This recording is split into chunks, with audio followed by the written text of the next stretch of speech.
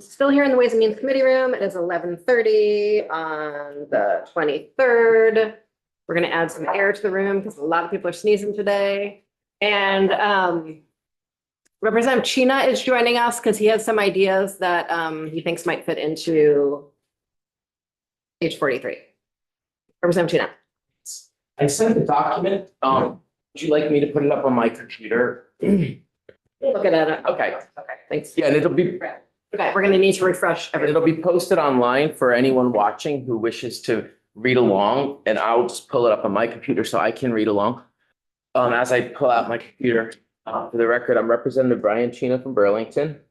And I asked the chair if I could present an idea to the committee when, at the appropriate time, for consideration as an addition to a tax bill. It's an idea that's currently included in another bill that was sent to General and Housing, which it was included in that bill because it was part of a greater idea or concept about how do we raise revenue and then spend it to promote affordable housing development and infrastructure. And so this piece that I'm presenting today would be a report. So it would be asking the Department of Taxes and JFO to provide us a report next year, evaluating the tax incentives and penalties that purport to, that's an interesting word, that purport to preserve affordable housing in Vermont. And it's section 5 of H 445. And I'm going to interrupt you for 1 second. Okay. And say that I might have misunderstood our conversation. And likely this doesn't make sense in the context of H 483, Okay. but it likely does make sense in the context of the modified TIF bill that we are getting next week. And so folks can just listen here, think of this as a separate section of agenda, and then remember this section of the agenda when we get to Friday. That would be great. Okay. And excuse my agenda chaos. Okay, Brian, and back- I wondered, because I read H 443, and I said, I'm not sure how it Yeah. relates to So income. sorry about that. Yeah. Okay. But then I could see a connection, so I was like, was gonna try to make it, so I won't. Yeah, you can. Yeah, so, But there is a bill that has S-127. S-127 that we're likely going to receive from Commerce that is about building more housing in Vermont and some of the tax impacts of that. And so okay, we're going to think about this in the context of a bill we have not received yet. okay. Okay, back to you. Yeah, well, I will say this, that I do support the military exemption, so for the record, so, because I know that was on right before me, so, but I don't want to, but you heard a lot about that, so I want to focus on this, all right? So section 5 of that bill, the idea of that bill is sort of as a concept was how do we, in a creative way, use taxation and spending to bend the curve towards promoting long-term development and maintenance in our communities of affordable housing. And I'm not going to get distracted by too much of that, but if you're interested, I did put a link to that bill and you could read how this ties into that bigger picture. However, there would be a benefit of doing this regardless of the other pieces of that bill. And I'll explain why as I quickly present this to you. So section 5 of that bill would ask for a report, and the report would do 6 things. The first thing would be to consider various definitions and measurements of affordability for tenants, including the basic needs budget.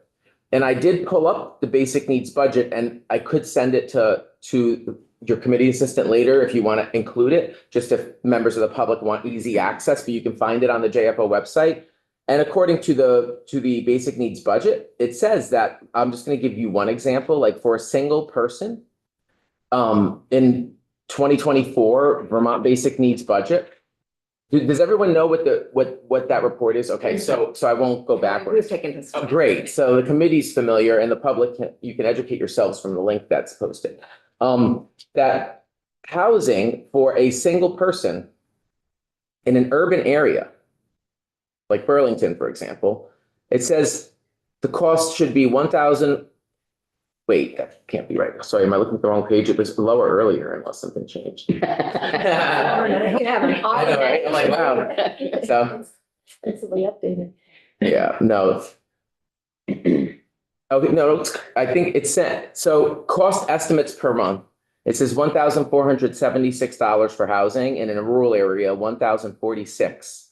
So just to put it in perspective, now that is, I believe, the actual expenses.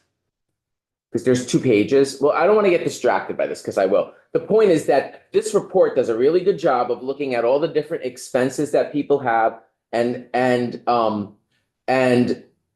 what you need, right? And so this should be taken into account as we measure what is affordable. I think that's what I'm getting at. So, and there's other definitions and measurements of affordability out there. And so my hope is that we would look at in this report, what are some of the different measures of affordability?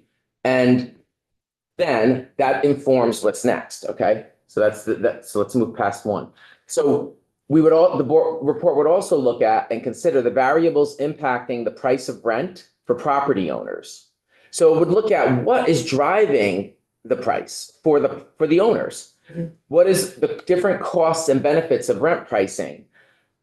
Because, for example, if you keep rent lower on a property, your income on that property is lower, and so there's less tax. But what are your expenses? And so we need to be looking at the expenses for property owners and the income they're making, and look at what benefits might currently exist for them to keep rent affordable, and how might we sort of sweeten the deal? Is there a way that we can provide an incentive so that in addition to the existing benefit of keeping rent low in terms of paying less income tax, could we give, another tax break to them so that they keep it low, or keep it low or make it even lower? The next thing would be, so it's like, how do we use incentives to amplify the existing benefits that were identified in number 2? So 3 would look at, like, how do we amplify the benefits in number 2? Number 4 would project how any tax penalties that we might give for excessive rent prices might deter owners. So it's looking at, how would penalties work, and how might tax incentives for property owners, giving tenants the right of first refusal to purchase the property that is under rent, could encourage home ownership for tenants. And 6 would project the fiscal impact of these various tax incentives and penalties on the revenues of the state. So how does this all tie together? The concept is, let's look at what a band or a range of affordable rent is in urban and rural areas, like similar to basic needs budget. So take into account different regions of the state and what is the band of affordability in those regions. What are the factors driving the cost of rent from the perspective of the property owner? How might we create incentives that would amplify the existing benefits of keeping rent within that band of affordability? What are penalties we could use to keep people from going out of the band of affordability? And also, what might be some tax incentives that we create for if a landlord's ready to let go of the property, that they give the tenant a right of first refusal and it works. So in other words, could we create an incentive that if you sell your property to your tenant for whatever price, like that you can negotiate that you get a benefit, a tax break in that sale, versus putting it on the open market and just having it be a rush where the prices get driven up, especially with private equity firms coming in and buying up properties, which we're hearing about. And then ultimately, how will these various incentives and penalties impact the revenue of the state? Because if we start creating these things, then there's ripple effects, in terms of what taxes, like we're giving tax breaks. Well, what's the cost of the state for that tax break? And is that cost for the state worth the long-term benefit for the state of people owning their own property or people staying in homes? And I think that's the gist of it. Ultimately, what I would like to see is Vermont to consider using incentives and penalties to keep rent within a band of affordability. So in the end, we're not taking away the choice of a property owner. They can choose to charge what they want for their rent. We're not creating a cap it's not rent control. It's not strict rent control. It's giving a choice for property owners to take their chances on, and they'll know the numbers. How high do I want to charge the rent, knowing there's a penalty when I go over this amount? And how low can I go and maximize my benefits? And there might be a threshold where you don't get any benefits for going lower. And there might be a point where we stop penalizing, or we might say, we'll keep penalizing them until almost all their gains are taken back by the state. If they're going to charge $3,000 a month for a $2,000 a month apartment, for example. So really, the idea here is using tax policy to try to create guardrails around the price of rent so that we can promote affordable housing in the long term, rental housing. And then also this piece around how do we promote homeownership by people who are living in a building. And I will say, just from personal experience, I lived in my building, which is a 2-unit building in the old North End of Burlington, since 1999. And the landlady and landlord, the landlady obtained ownership through a divorce, but her ex-husband's family owned that house since it was built, and it had been passed on. And they did not want to just sell it to another slumlord, which is what happens in the old North End right now. These big property companies are eating up all the properties, driving up the rent, like massive amounts. They didn't want that. They wanted it to go to someone who cared, but I couldn't afford it. And for years, they wanted to sell it, and they waited while this complex game played out of me trying to figure out, what is the debt to income ratio? How much more do I need to make? How much less do I need to spend? How do I save a little bit? And then they lowered the cost, and they lowered it by the amount of a real estate agent. So they didn't take a loss. They just didn't put it on the market. And the combination of these factors finally allowed, I think in 2015, I was able to get a mortgage. And then I rented out the downstairs unit to the tenant who was there, and then various people since. And now some friends have lived there for many years, and their rent is very low compared to the market in the neighborhood. And I raise it as I need to, but their gift to me as landowners of saying, we care about our community and we want someone who loves this house to have it.